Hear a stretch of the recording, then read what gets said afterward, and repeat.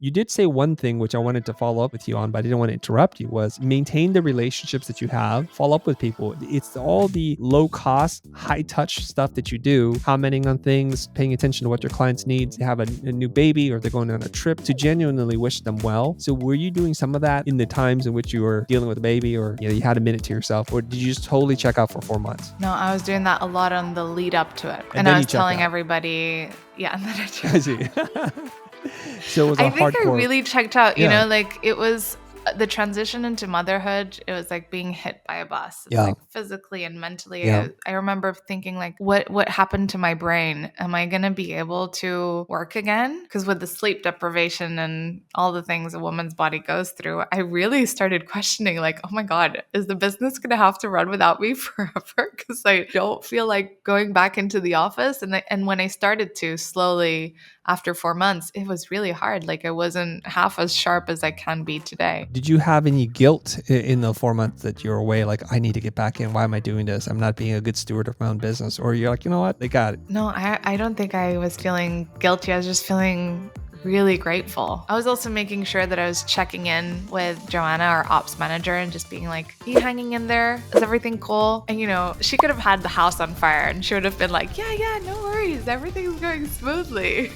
And then she hangs up like in a hot mess and like sweating, like, nope, we're going to protect this time. We're going to wall this off. So she sounds like a keeper to me. And no, she is. And it's, I wish that there was a formula for that. Like, how do you find people like that? You just have to have patience and fire fast, hire slow, because it's worth waiting around for the right person. It's coincidental. Her name is Joanna as well, but it's one of these things like you're looking for a person who shares your work ethic, your drive, and your intelligence and your values, and then everything else you train up. Like when we look at hiring people, that's what we look for. The things that are difficult or impossible to train. The skills, the technical, the how-tos, here's how I think, here's what I want to teach you. If they have an open, curious mind and they have like a good state that they're in, a positive state, an optimistic state, and they want to learn and they're hungry, kind of like you in the early days when you flew to New York just to work. If you find that kind of person, chances are they might work out for you long term. Hire for the cultural fit or the values. Joanna didn't know there were different development languages, probably. We had to teach her everything, but she had the right attitude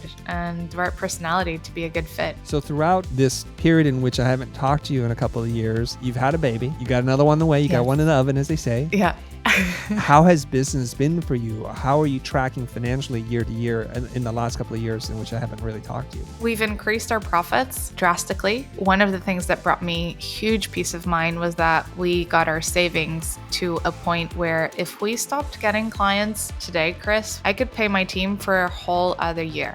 Wow. I know. I have thoughts on that, but that's impressive. I remember... Very impressive.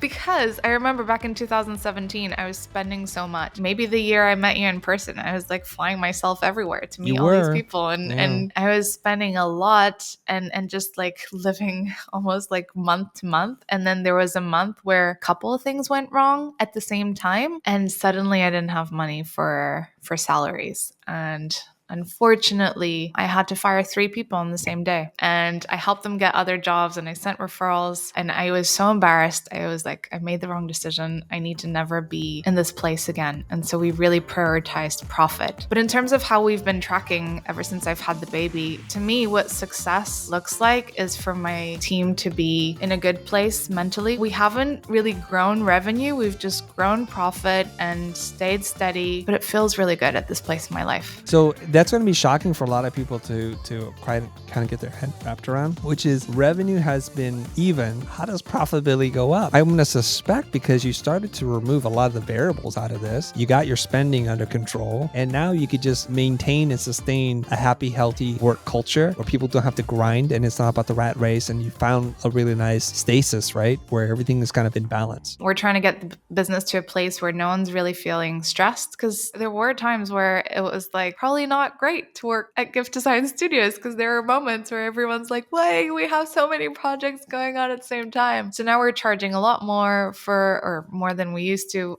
per project, but taking on less. And so hopefully just like creating a nicer environment for everyone to be in. Maybe also selfishly, because I want to be home at 5 to be with my son. You know, he's not going to be young forever and is going to get to a stage, you know, Chris, I don't know what it's like to have teenagers, but maybe they get to a point where they don't really care about hanging out with you, you know? It happens. Be prepared.